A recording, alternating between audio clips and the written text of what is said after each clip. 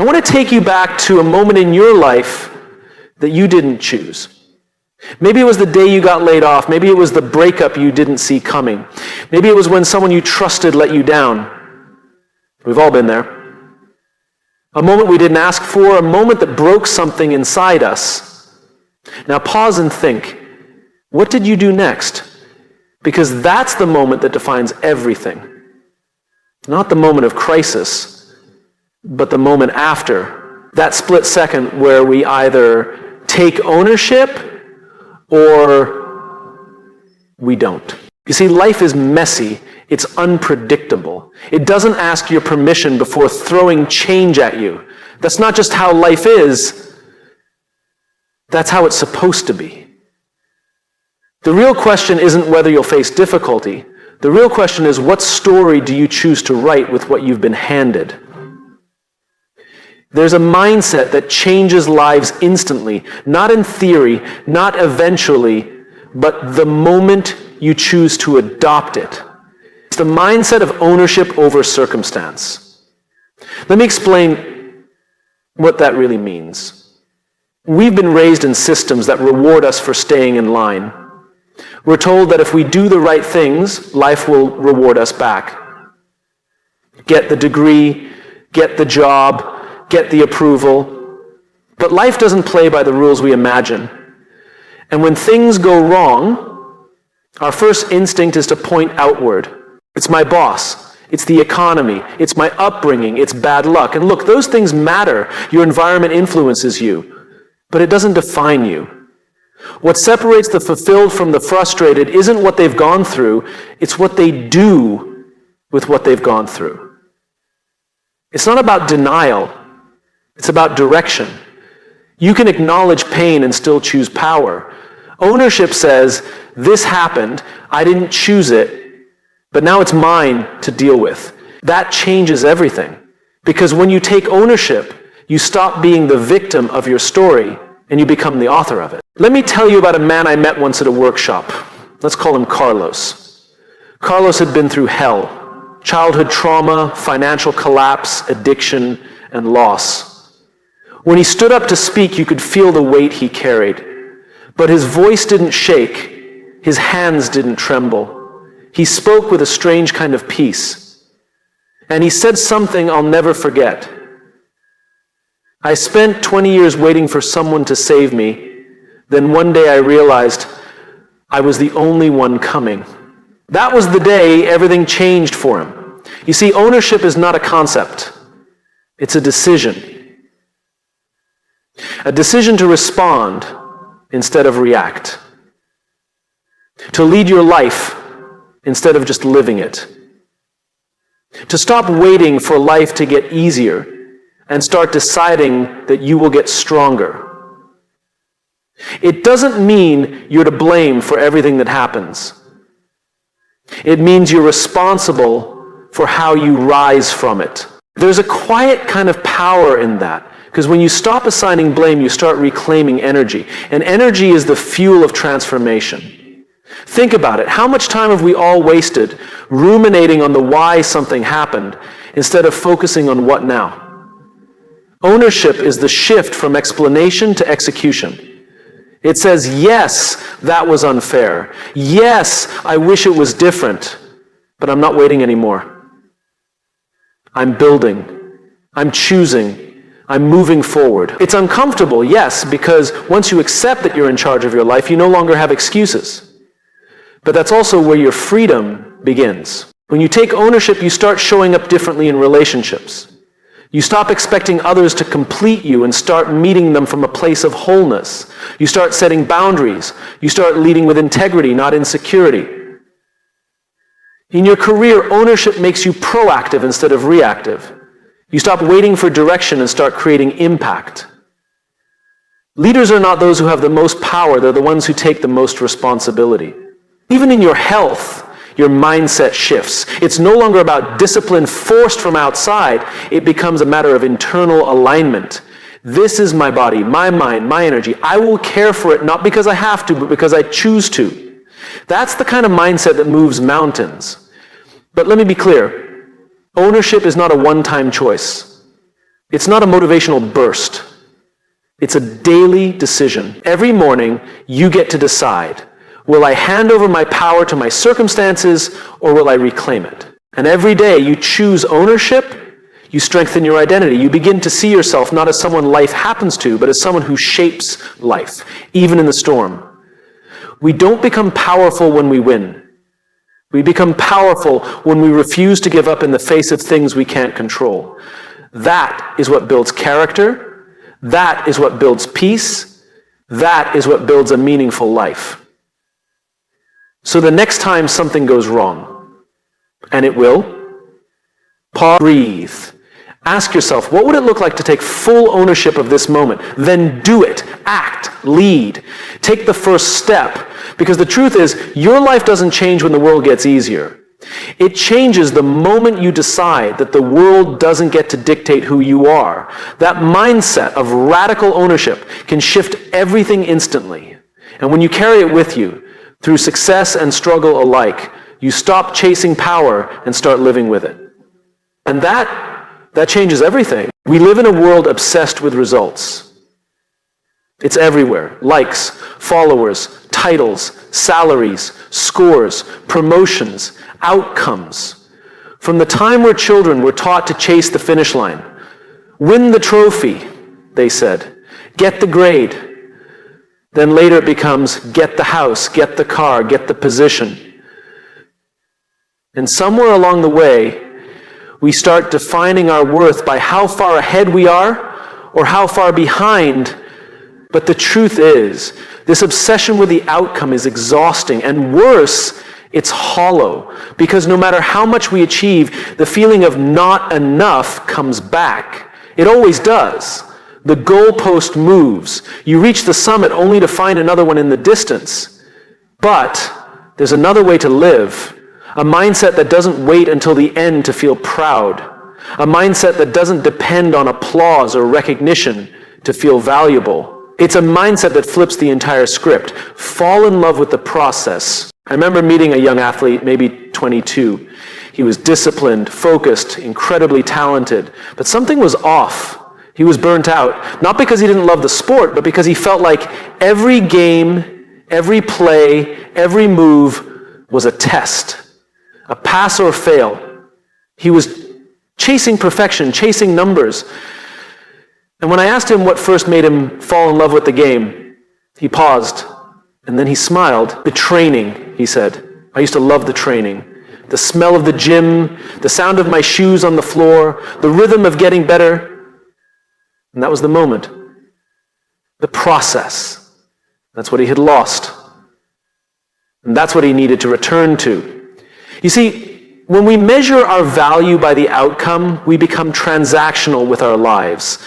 We start showing up only when there's a prize at the end. Because not every effort gets rewarded in the short term. Not every good decision leads to immediate validation. But it always contributes to who we're becoming. The process is where the transformation happens. The process is where the identity gets built. Outcomes are snapshots. The process is the story. I once read a story about a violinist who practiced alone in a basement for 10 years, not for fame, not for an audience, but because the practice itself made her feel alive. The outcome wasn't guaranteed, but the process, those hours of focus and flow, that's what shaped her. We need to stop asking, what will I get if I do this? And start asking, who will I become if I keep doing this? It's a different question. And it leads to a different life. When you fall in love with the process, you're no longer fragile. You don't break down every time progress is slow. You don't quit just because recognition is delayed. Because you're not working for a moment, you're working for meaning. Think about the people who consistently grow, who build, who improve, who become leaders worth following. They have something in common. They've learned to find joy in the effort itself. The result is a bonus. But the work, the journey, that's where they come alive. And yes, it's countercultural. because culture says, don't waste time unless it guarantees success. But that mindset kills passion. It kills curiosity. It kills mastery. Some of the most meaningful achievements in life take years before they bloom. And if we're only obsessed with the fruit, we'll never commit to planting seeds. There's something sacred in waking up each day and deciding to show up, even when no one is clapping. There's something noble in practicing when no one is watching. There's a quiet strength in devotion, doing the right thing, not because it's easy or fast, but because it's right. We all admire those who stay the course, the ones who push through when it gets boring, when it gets hard, when the reward isn't obvious. But here's the truth. They aren't superhuman. They've simply chosen to fall in love with the work. And that mindset protects them from discouragement, because their sense of purpose isn't tied to outcome, it's tied to effort. In relationships, the same principle holds. It's easy to get caught up in expectations. What do I get out of this? But the real beauty is in choosing to be present, to serve, to grow together, not because you're owed something, but because it's worth building. Love, like mastery, lives in the daily practice. In business too, the process matters more than the promise. You don't build trust overnight. You don't build impact in one move. The businesses that last are the ones that commit to integrity in every decision, even when the numbers aren't immediate. They know something others forget. Process compounds.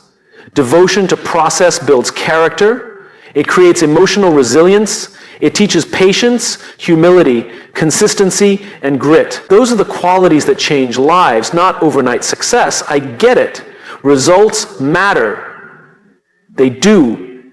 But they're only part of the picture. The bigger part is who you become in pursuit of them. Because the truth is, most people don't fail because they're not talented. They fail because they didn't commit long enough to the process that would have unlocked that talent. When you shift your mindset from outcome to process, your entire relationship with growth changes. You start seeing every setback as a lesson, not a loss. You start seeing each day not as a test, but as a training ground. You start to trust the slow burn. And over time, something magical happens. The results start to come not because you chased them. So the next time you catch yourself asking, what's the point if it's not working yet? Remind yourself, this moment is the point. This repetition, this effort, this focus. That's where greatness is born.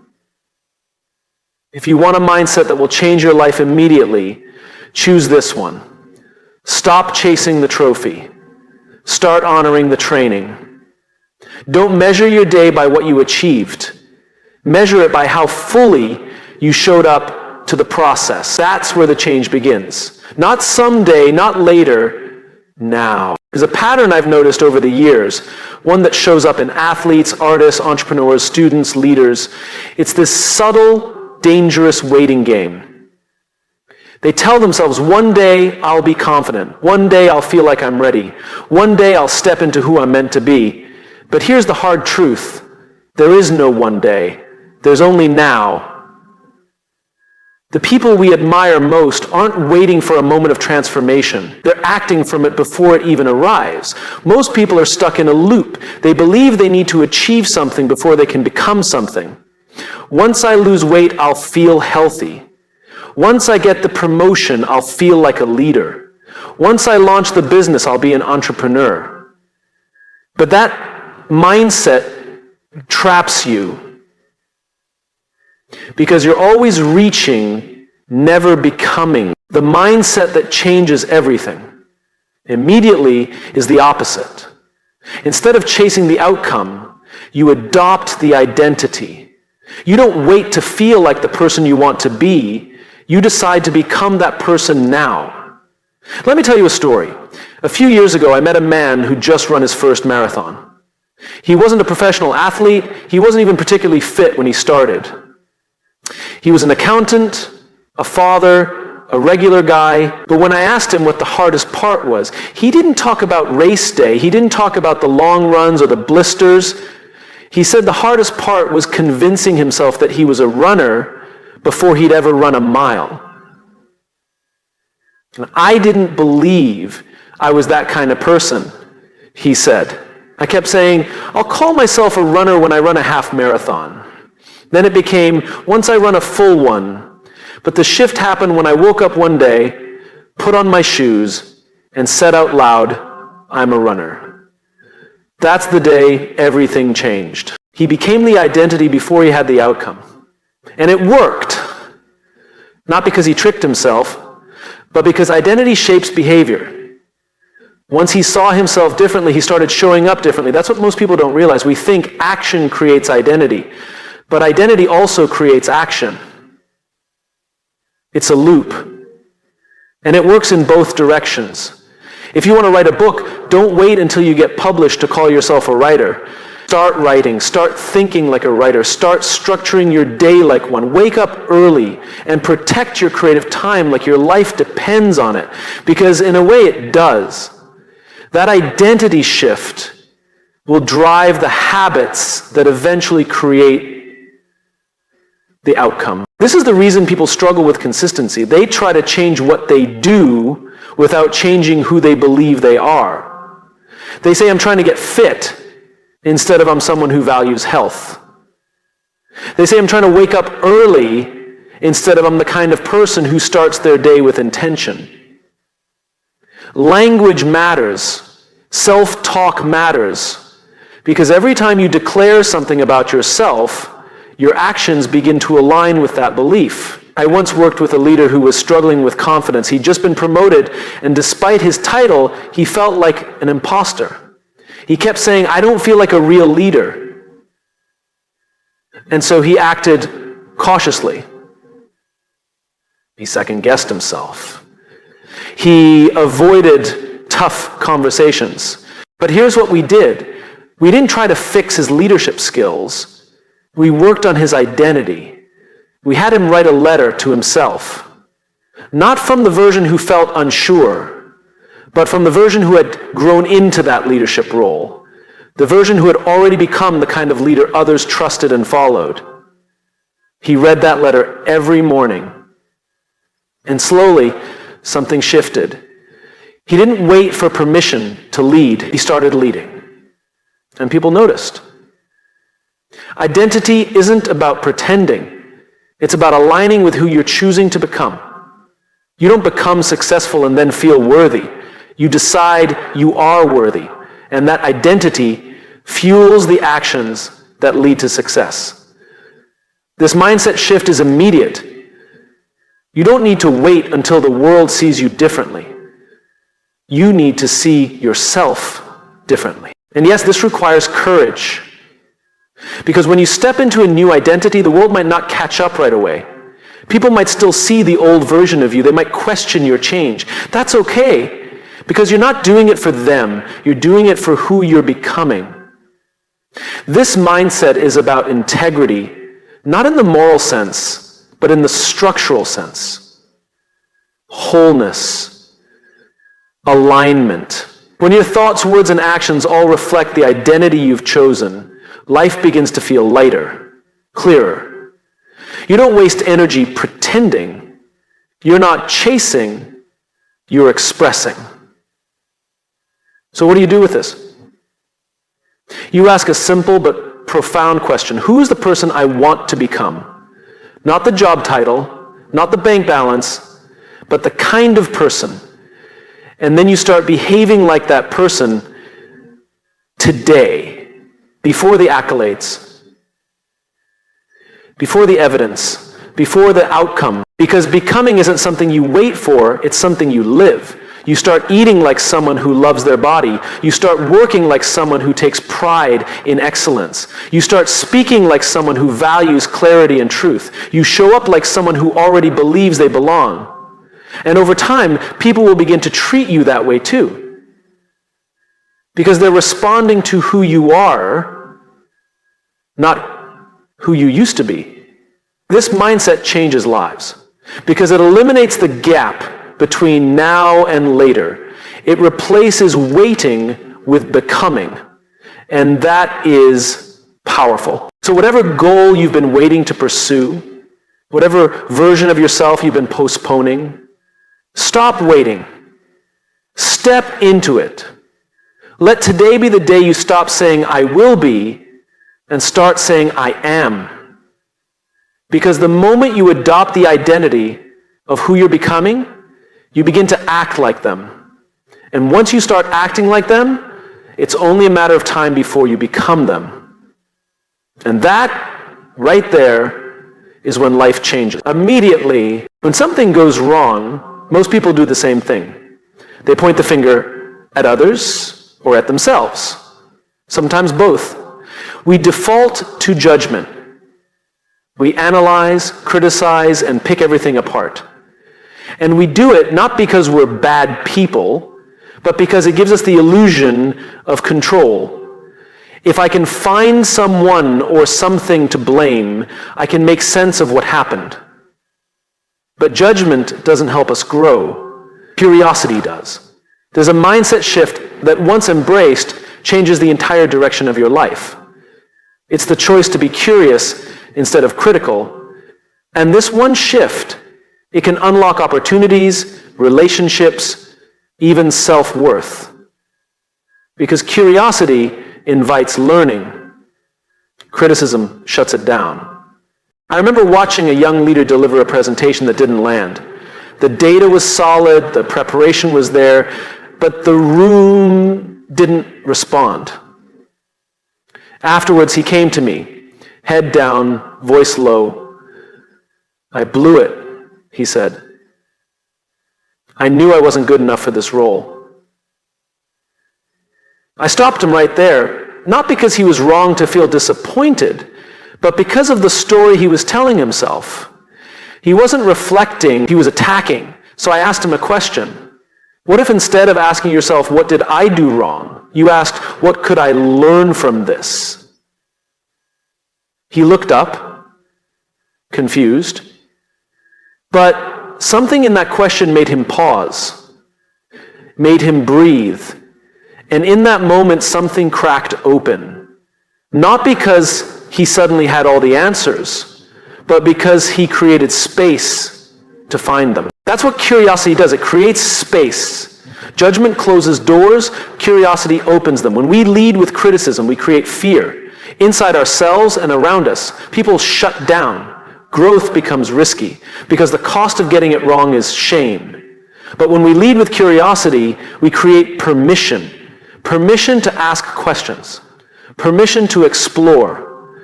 Permission to not know yet. Curiosity turns failure into feedback. It transforms discomfort into discovery. It takes the pressure off performance and puts it on progress. I've worked with organizations that thrive on curiosity. You can feel the difference the moment you walk in. People ask more questions than they give answers. Leaders say, I don't know, and mean it as a strength, not a weakness. Mistakes don't end careers, they spark conversations. And that's where innovation lives. But curiosity isn't just a business tool, it's a life tool. And it's one we often forget how to use. Think about children. They ask questions relentlessly. Why is the sky blue? What's inside the wall? Why do people lie? They're not trying to critique the world, they're trying to understand it. And because of that, they grow at an astonishing rate. They learn language, emotions, motor skills, social dynamics, sometimes all in the same afternoon. Not because they're smarter than adults, but because they're more curious. Somewhere along the way, we lose that. We trade curiosity for certainty. We stop asking questions and start defending positions. And in doing so, we slow our own growth. You want to change your life immediately? Get curious again about yourself, about the people around you, about the world you think you already understand. When you mess up, don't say, I'm such an idiot. Ask, what caused that decision? When someone lets you down, don't say, they're just selfish. Ask, what might they be struggling with? When you feel stuck, don't say, I'm not cut out for this. Ask, what's another way to look at this? These questions aren't soft, they're strong. They take more strength than blame ever will. I once coached a woman who'd been passed over for a promotion. She was angry, frustrated, hurt. She had every right to be, but she was ready to quit. She said, if they don't see my value, I'm done. I asked her, what if this is the moment that shows you something about yourself you wouldn't have seen otherwise? She paused, not because the pain went away, but because the perspective shifted. And in that space, she got curious. She looked at how she showed up in meetings. She asked for feedback she didn't want to hear. She studied leadership styles that weren't her own. 6 months later, she got a bigger opportunity, one she almost walked away from, because judgment had closed the door. Curiosity does, but it keeps you moving. It turns pain into perspective. And when we turn that mindset inward toward ourselves, it becomes even more powerful. Most of us are our own worst critics. We dissect our flaws. We rehearse our failures. We carry guilt like a second skin. But judgment won't get you unstuck. Compassion paired with curiosity will. Try asking yourself this: if I were someone I loved, how would I treat me right now? Then listen, not with defensiveness, not with excuses, just with honesty. That's what growth sounds like. This mindset also transforms relationships. It changes conflict. Instead of assuming intent, you ask for it. Instead of labeling behavior, you ask about the story behind it. You become less interested in being right and more interested in being connected. And something beautiful happens. People start to trust you because they don't feel judged. They feel seen. And when people feel seen, they open up. That's when real communication begins. That's when change begins. There is nothing soft about curiosity. It requires humility. It requires patience. It requires a willingness to be wrong and to still keep asking. But the payoff is enormous. A curious person doesn't wait for life to hand them answers. They go looking. They read. They listen. They explore. And because of that, they grow faster, love deeper, and lead better. So if you're standing at a crossroads in your life, whether it's your career, your relationship, your identity, don't rush to judge. Don't default to criticism. Don't shut down because you don't know yet. Get curious. Ask what's here for you. Ask what this is trying to teach you. Ask what you haven't yet seen, because that simple shift from judgment to curiosity can unlock everything. And the moment you choose it, your life starts to change. Immediately, there's a strange thing about motivation. It doesn't always show up when you need it. Some mornings you wake up and you're ready to take on the world. Other days, the same goals feel heavy. You look at your to-do list, your commitments, your promises to yourself, and none of it feels urgent. None of it feels worth the effort. The mood's just not there. And that's the trap. Because if your life is built around how you feel in the moment, you'll always be chasing consistency and never quite finding it. The day you feel tired, you'll skip the workout. The day you feel discouraged, you'll avoid the work. The day you feel insecure, you'll hide instead of speak up. And slowly, over time, your life becomes a reflection, not of your values, but of your moods. There's a mindset that can flip this entire pattern. It's not glamorous. It doesn't come with instant gratification, but it creates a kind of internal power that nothing can shake. It's the mindset of living by values, not moods. I once sat with a founder of a growing company who told me something simple but profound. He said, I don't trust my feelings in the morning. I trust my commitments from the night before. It stuck with me. Because it's so easy to feel like your present mood is the most honest version of yourself. But it's not. Your mood is just a snapshot. Your values are the story. When you live by values, your actions aren't negotiable based on how your day's going. You're not at the mercy of emotional weather. You know who you are, what matters to you, and how you want to show up, even when it's hard, even when it's boring, even when no one's watching. It's the difference between the person who says, I'll be there if I feel like it, and the one who says, I'll be there because I said I would. One is a servant to comfort, the other is a servant to integrity. I met a woman years ago who trained for a triathlon while raising 2 kids, working full-time, and recovering from a serious injury. I asked her how she stayed consistent. She didn't talk about energy or motivation. She said, I decided that being disciplined was a way to respect myself. Her value was self-respect. That's what she showed up for. Not the medal, not the applause. Her decision to train every morning had nothing to do with how she felt at 5 a.m. It had everything to do with who she wanted to be. We underestimate how powerful it is to build our lives around principles, not goals, not moods, principles. Think about trust. It doesn't come from one big emotional moment. It comes from consistency, from being reliable, from showing up the same way regardless of the mood you're in. The leader people trust isn't the one who's most charismatic on their best day. It's the one who holds the line, who treats people with respect whether they're feeling confident or exhausted. You become dependable not by managing your emotions, but by submitting them to something greater, your values. And the same goes inward. The way we talk to ourselves on our bad days says more about our character than anything we do on our good days.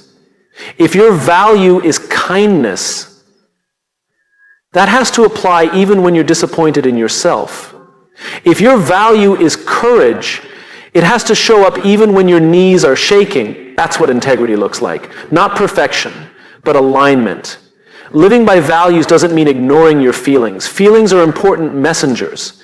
They reveal what you care about. They tell you where something's off. But they're not always reliable guides. They're visitors, not rulers. Values are the foundation you stand on while your moods pass through. And here's the beautiful part. The more you live by values, the more stable your life becomes. Not boring, stable. You know what you'll do when the pressure's on. You know how you'll treat people when things go wrong. You know how you'll show up when no one's clapping. It's why people with strong values often appear calm in chaos. It's not that they feel calm, they're just anchored. And when you're anchored, you don't need every situation to be perfect. You bring your stability into the storm. I worked once with a team that had been through massive disruption, layoffs, reorganization, leadership changes. The teams that survived weren't the ones who had the best systems. They were the ones who had values they practiced out loud. Transparency, respect, adaptability. They reminded each other every single week what they stood for. And that culture kept them from falling apart when everything else did. Now bring it back to your life. What are your values? Not the ones you think sound good, but the ones you actually want to live by, the ones you want your future self to thank you for. Write them down, 1 sentence each. And then the harder part, build your days around them. If your value is growth, keep learning even when no one's grading you. If your value is courage, speak the truth even when your voice shakes. If your value is integrity, follow through even when it's inconvenient. If your value is compassion, stay kind even when you're frustrated.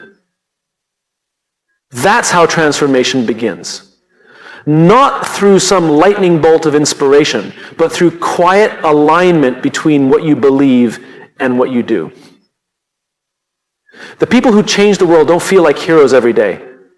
They feel doubt, they feel fear, they feel exhaustion, but they keep showing up anyway. Because their lives aren't built on how they feel in the moment. Their lives are built on who they've chosen to be. You can choose that too. Right now, without changing your job, your title, your bank account, or your surroundings. You can choose a mindset where values win over moods, where direction beats distraction, where who you are is more important than how you feel. Because the moment you stop negotiating your actions with your emotions and start aligning them with your values is the moment your life begins to change. Immediately.